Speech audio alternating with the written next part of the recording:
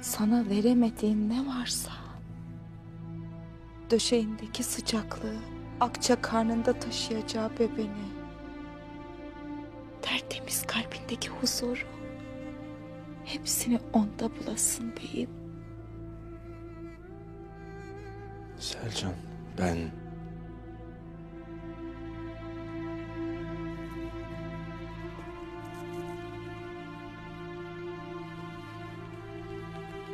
Hadi git artık.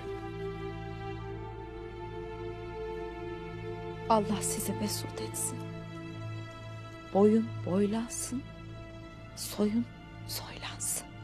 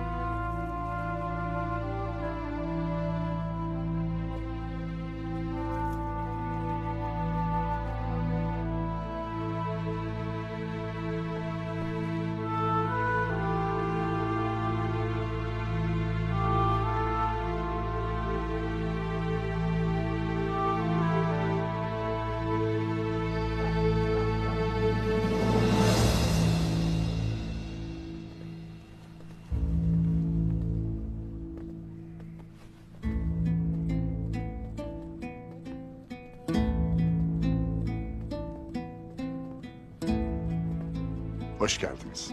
Hoş geldiniz. Hoş bulduk. Hoş bulduk. Buyurun. Tuğtekin bize katılabilecek durumda mı? Tuğtekin Bey dinlenmekte. Bilirsiniz yarası ağırdır. Buyurun.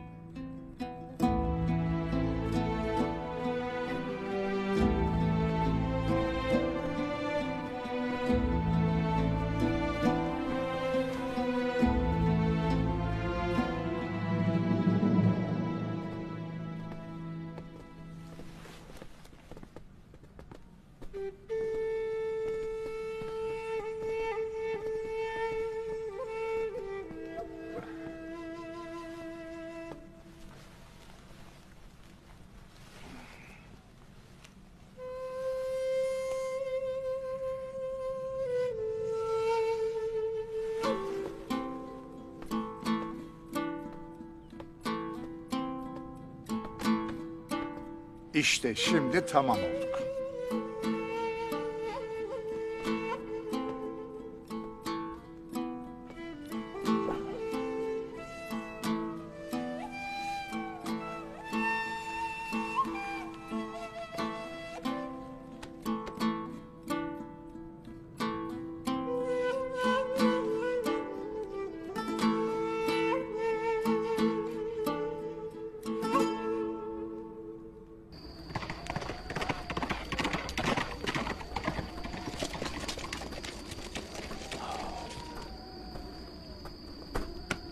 Beyim, Artuk Bey'im seninle görüşmek istediğini söyledi.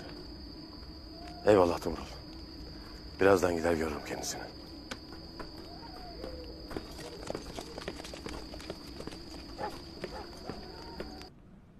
Keşke erken gelip bir çorbamızı içeydiniz. Biz buraya Allah'ın izniyle bir ömür boyu çorba içmeye geldik Gümüştekin Bey'im.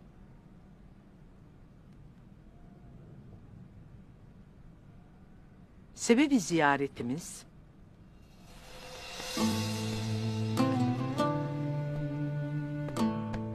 Kusura kalmayın.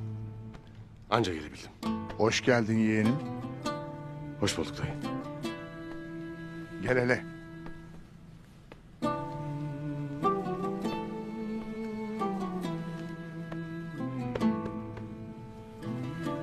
Hoş geldin Ertuğrul Bey. Hoş bulduk.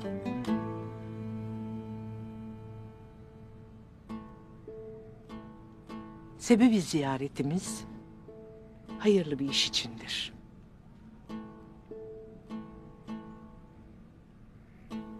Oğlum Gündoğdu Bey'e Allah'ın emri